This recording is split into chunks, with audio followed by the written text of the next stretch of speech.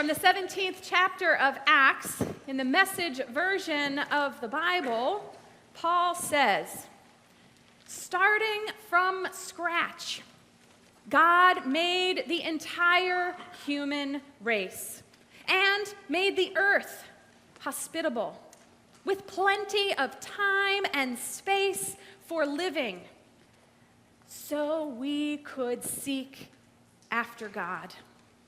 And not just grope around in the dark, but actually find him. Searchers. Isn't that what we all are? Pastor Melissa Bain Severe reflects on this idea. Maybe not everybody searches for God. Well, there are those who do search for God, those who search for meaning, those who search for joy. Some seek health and happiness. Some look for family and belonging. Some seek peace and solitude. There are people who long for fame and people who want nothing more than quiet anonymity. People who want to be rich, and people who are ready to simplify their lives by getting rid of possessions. Most of us, at some time or other, have a feeling that something is missing. And we go searching. It seems we are not unlike the ancient Athenians. They were looking for something. Searchers. In our reading today from Acts, we catch up with Paul as he is on his evangelical preaching tour all around the Mediterranean. He and his friend Silas have been run out of two major cities, Thessalonica and Berea. You see, they have argued and preached that it was necessary for the Messiah to suffer and to then rise from the dead, and that this Messiah was Jesus. That upset more than a few people, and they formed a mob and tried to capture Paul. But some of the believers in Berea sent Paul on to Athens for his own protection. And this is where we catch up with him as he waits for Silas and for Timothy to join him. Now, while waiting, Paul takes a tour of the city, and he notices that it is full of religion. But a religion that is focused toward idols. You see, they were a polytheistic society, and they had erected structures to every god represented in their pluralistic culture, even one to an unknown god, to cover all the bases. Well, Paul sees this and he simply can't sit still. He senses their searching, and he wants them to know the unknown God whom they worship. And we read in verse 17 of chapter 17 that Paul finds himself arguing in the synagogues and in the marketplace every day with those who happen to be there. Now, the city of Athens is much more receptive to Paul's arguments. Not that they agreed with him outright, but simply because, as historians note, Athens is a city of intellectual curiosity and a religious place. And what Paul was saying to them was new, and it piqued their interest. So they bring Paul before their governing authorities, not because he's in trouble, but because this intellectual council is interested in hearing what Paul has to say. And so Paul teaches. And he begins by complimenting them for their religiosity, as he mentions all those many places, many objects of worship that he has seen. And then he hones in on that one altar that has the inscription on it that reads, "To an unknown God." And here Paul takes the opportunity to tell them that what they worship as unknown is actually the one true God, who is the creator, the maker of all things in heaven and on earth. And that this God doesn't live in shrines or in anything that is made by human hands. But then Paul goes on to talk about this searching for God when we get to verses 26 and 27. Starting from scratch, Paul says, from one ancestor, God made the entire human race. And God made the earth with plenty of time and plenty of space for us to live in it. And God made these things so that we would search after God. And not just grope around in the dark, but actually find God.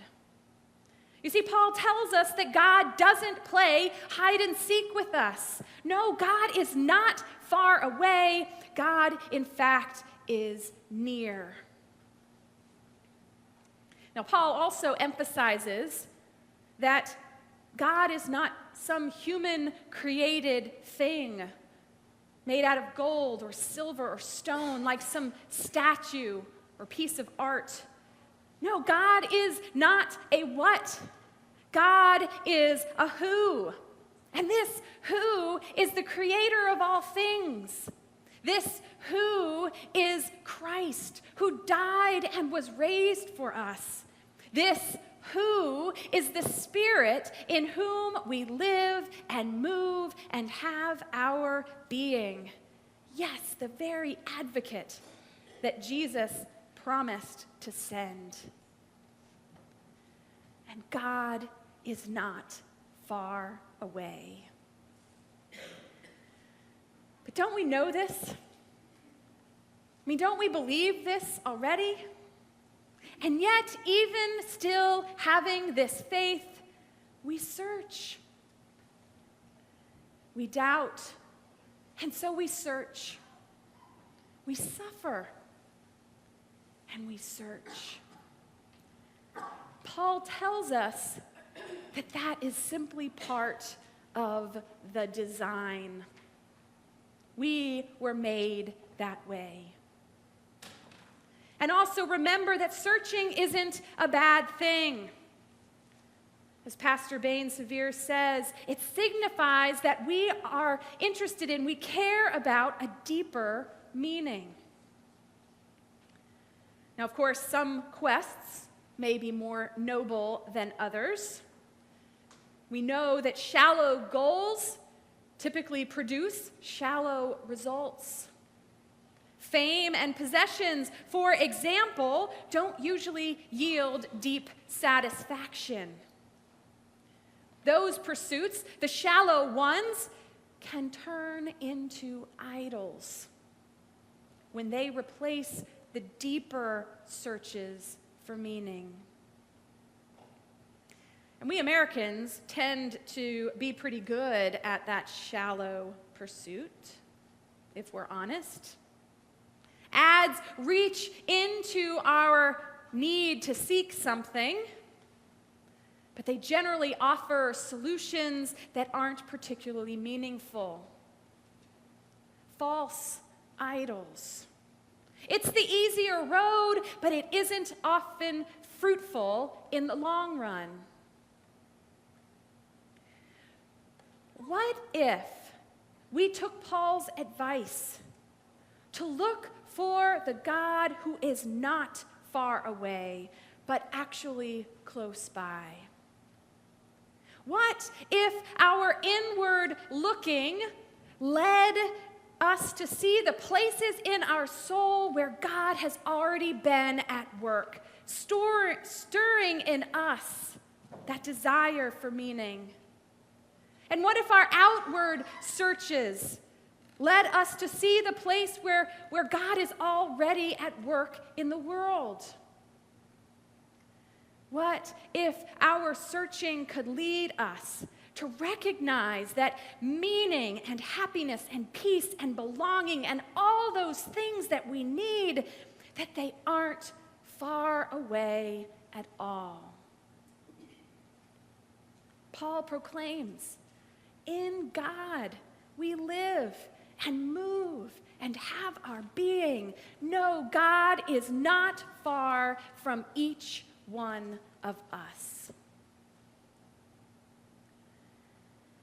Actually reminded me of a childhood, one of my books of my children that I've read to my children called Are You My Mother by P.D. Eastman. Perhaps you are familiar with this lovely little tale. It's the story of a little bird who is hatched in an empty nest, hatches to an empty nest. But he knows that he has a mother, and so he goes searching for her.